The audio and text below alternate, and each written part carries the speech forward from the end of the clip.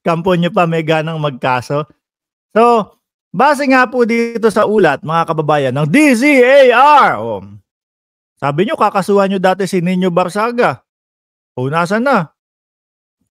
Dahil po may na-interview si Nino Barsaga nun, mga kababayan, no? Mga nakasuot ng Justice for Pastor Kibuloy na interview ni Nino Barsaga, mga bossing. Diba? Tapos, nagagalit sila. Kasi yung sinabi ng mga in-interview, mga kababayan, ang sabi po sa amin dito, 1,000 tapos 200 o 100 lang po ang ibinigay. Yung iba, tinanong ni Nino, ano ba yung pinunta mo dito? Sabi daw po may pakain. Tapos meron daw po bayad. Yung pala 50 pesos lang yung binigay. Kala ko ba kakasuhan nyo yun? Ito naman, meron na naman kayong pinagbabantaan na kakasuhan. Tulpo daw po, mga bossing, kakasuhan nila. Ano daw po, ng kampo ni Pastor Kibuloy. Ayan, si Ramon Tulpo, mga bossing. So, hinanap ko. Kasi sabi nila, pinag-aaralang kasuhan. Si Ramon Tulpo, ng kampo ni Pastor Kibuloy, dahil sa mga mapanira daw po. Mga mapanirang post nito sa Facebook page na Ramon Tulpo. So, ako mga kababayan, pinantahan ko kagad, no? Kung ano ba. So, dalawa yung nakita ko na about kay Pastor Kibuloy. Eto, ngayon ko pa lang po babasahin, kasama ninyo po, no? So, ano ba sabi dito? At bakit posibleng makasuhan si Ramon Tulpo? Nagmumukhang tanga ang gobyerno sa paghahanap kay Pastor Kibuloy dahil siya ay pinoprotektahan ng mga makapangyarihang tao sa Davao City. Mga kababayan, yung unang sentence, no, ni Ramon Tulpo, tama ba ang Tagalog ng sentence is talata? I-comment nyo na lang dyan sa comment section. Yung unang sentence ni Ramon Tulpo, mga kababayan, kumbaga in general po naiisip ng taong bayan yan, no? Kaya hindi mahagi-hagilap si Pastor Kibuloy, posible na merong mga tao, pangungusap, ayun, Mel Libunaw, salamat po, na kaya hindi mahuli-huli itong si Pastor Kibuloy, merong mga, kaya nga sila na mismo may sabi, best friend, tapos yung police na magka-birthday sila. So tayo po, mga bossing, hindi po imposible na pumasok din sa utak natin, no, yung mga ganyang pangyayari na may pumoprotekta kay Pastor Kibuloy. Di ba? Tapos sabi dito, gusto nila talagang mahanap ang appointed son of God. Sabi nung iba, disappointed son of God. Sabi pa nung iba fugitive appointed son of God. Nako, kung ano-ano na naging pangalan ni Pastor. Ang totoo po, pugante ngayon si Kibuloy, mga bossing, no? Madali lang magbigay ng malaking pabuya sa sino bang makapagturo kung saan si Kibuloy. Ayan, yan yung isang post nitong si yun mismo kasama niya sa pagtatago ang magtatraidor sa kanya. Posible, mga kababayan. So sabi ko, tingin ko hindi ito. So lumipat tayo doon sa isa. Dito sa isa, mukhang eto yun. Sabi niya dito, Ramon Tulpo, I had a secret meeting last night. Secret, ha? With a woman who was one of Pastor Apollo Kibuloy's former follower.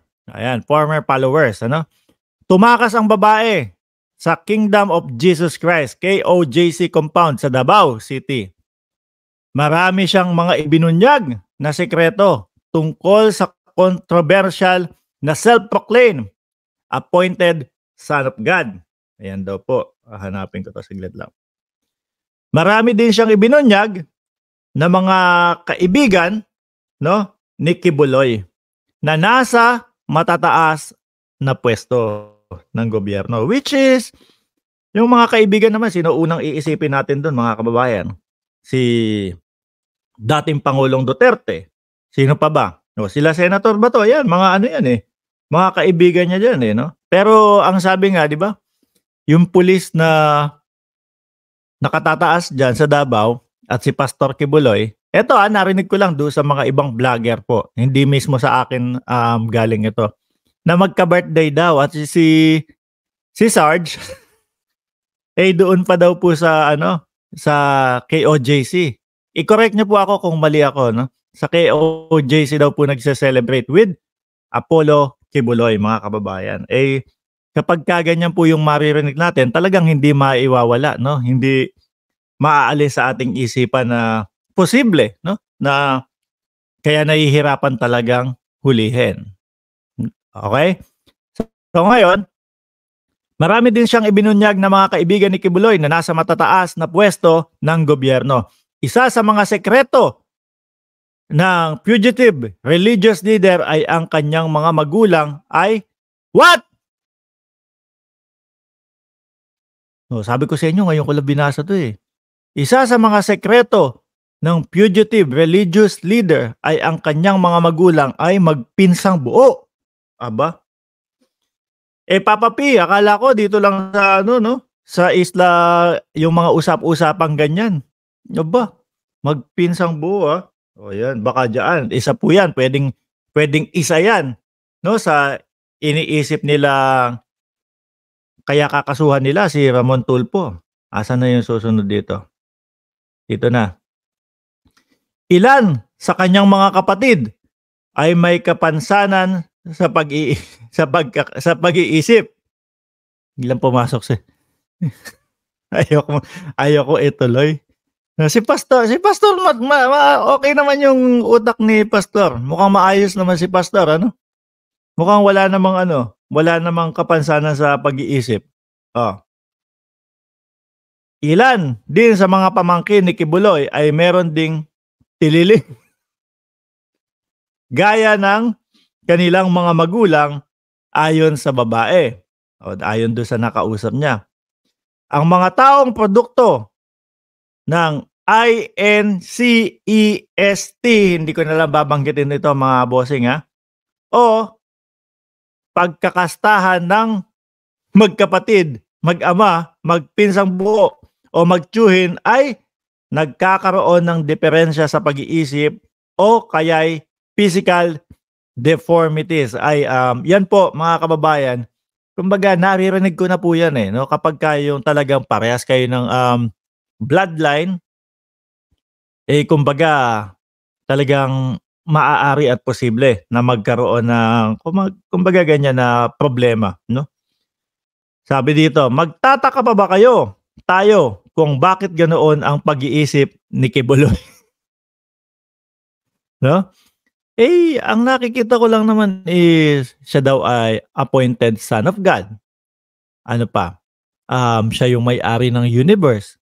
Siya daw ay may vibrator na kapagka pinindot ay ano pa? Siguro yanig o yayanig o stop ang mundo. Napa-stop niya ang ABS-CBN daw. Ano pa ba? Yun lang naman sa pansamantala. Yun lang yung alam natin, mga kababayan. May PS pa siya dito, pahabol sulat, 'di ba? Yun. Pahabol sulat. Ang mga ibang sinabi sa akin ng babae tungkol kay Kibuloy ay isusulat ko ng installment dito sa aking column na Abante. Sa tingin ko po mga kababayan, no? Dito sila nanggigil. Ayan po, tinuloy ko kasi dito mahaba po 'yan Ilan sa kanyang mga kapatid ay may kapansanan sa pag-iisip. Ilan din sa mga pamangkin ni Kibuloy ay meron ding tililing gaya ng kanyang mga magulang ayon sa babae.